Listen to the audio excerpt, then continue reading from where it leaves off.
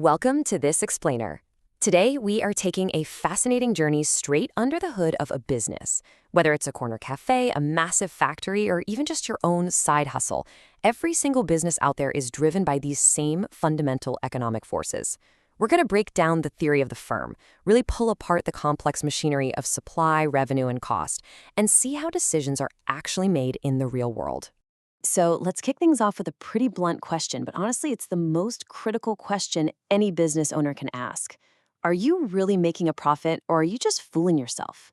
You see, the money sitting in your bank account at the end of the month might make your accountant super happy, but an economist, they might look at that exact same number and tell you that your business is literally operating at a loss.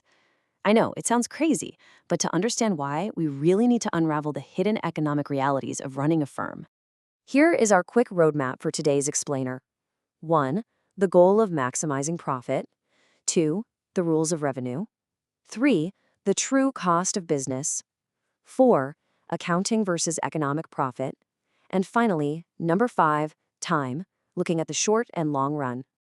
Okay, let's jump right into section 1, the goal, maximizing profit. There is a foundational assumption we just have to make here right out of the gate. All firms seek to maximize profits. Now, you might be thinking, well, obviously, but it's actually a bit more nuanced than you'd think. The different people involved in a firm often have totally different objectives. Take managers, for instance. A lot of times, they just want to expand the firm's size because, a bigger firm usually means more status, more power, and a bigger salary for them. Owners, on the flip side, might just care about grabbing the biggest possible market share. But as a strict economic rule, we assume the firm itself must maximize profit. Why? Because if a privately owned firm isn't profitable, it simply won't survive in the long run. End of story. And profit maximization, that's simply the sweet spot where the difference between your total revenue and your total cost is at its absolute maximum. Right. So if maximizing profit is the ultimate goal, we absolutely have to understand the money coming in. Let's move to section 2, the rules of revenue. To figure out our revenue, we really rely on 3 key metrics. First up is total revenue, or TR. This is basically just the total value of your sales. Super simple, calculated as price multiplied by quantity. Next is average revenue, or AR. That's your total revenue divided by the quantity of goods you've sold. And if you're selling all your units at the exact same price, your average revenue is just, that price. Finally, we have marginal revenue, or MR. Now, this is an absolutely crucial concept in economics. Marginal revenue is the extra money you bring in by selling just one additional unit of your product. You calculate it by taking the change in your total revenue and dividing it by the change in quantity. Let's actually put some real numbers to this to see how it works. Imagine you're selling 100 calculators for 80 Rand apiece.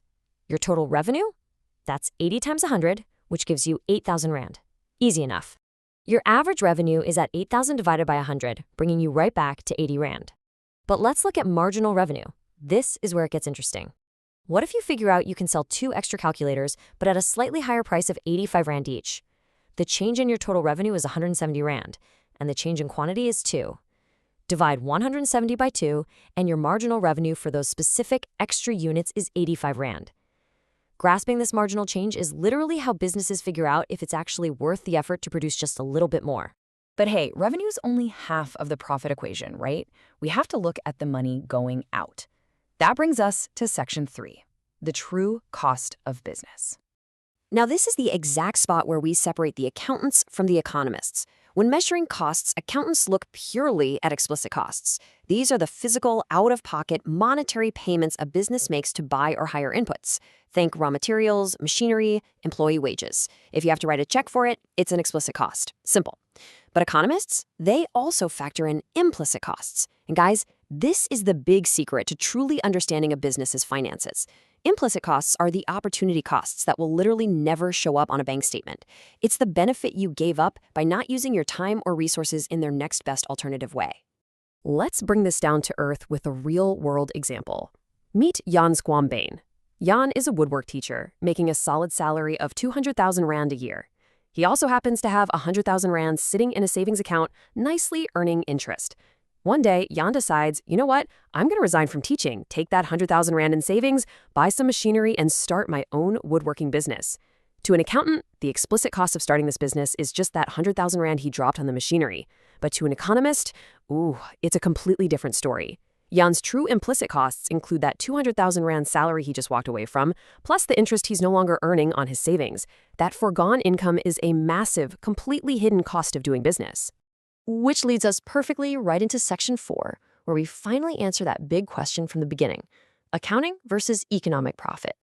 So the whole trick here is how we're actually defining profit. An accountant calculates profit by taking the total revenue and subtracting only those explicit, out-of-pocket monetary costs. But an economist calculates economic profit by taking total revenue and subtracting total economic costs. And that means subtracting both the explicit costs and the implicit costs.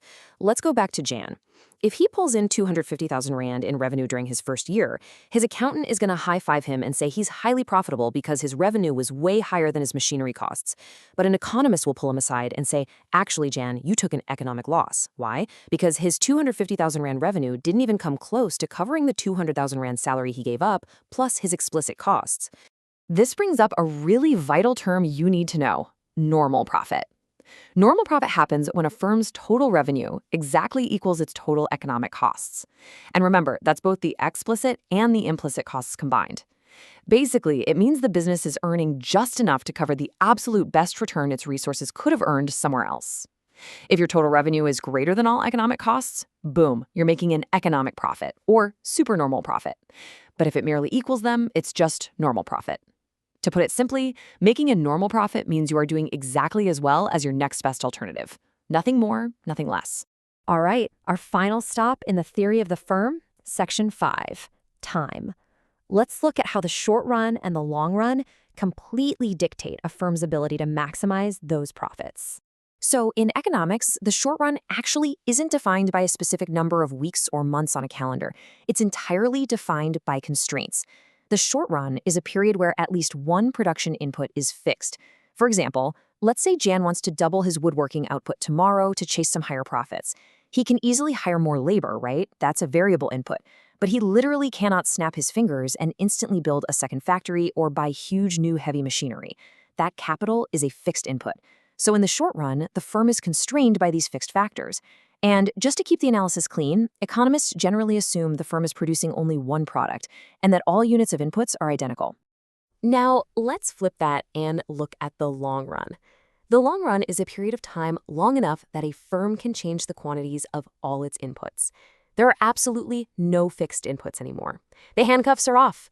Jan can sign a new lease. He can build a whole new factory. He can buy totally new equipment.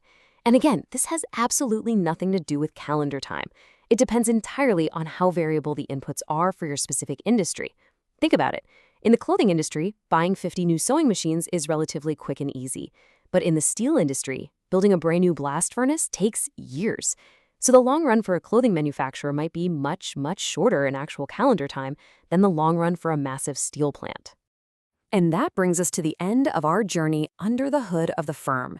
We've seen that maximizing profit isn't just about looking at the cash in the register. It's about weighing your total revenue against the true, hidden economic costs of your time and your resources. So I'll leave you with this to chew on. When you look at your own life, your own side hustles, or maybe your next big career leap, have you actually calculated your implicit costs? Is your next venture poised to just break even with a normal profit? Or are you genuinely on track to generate true economic profit?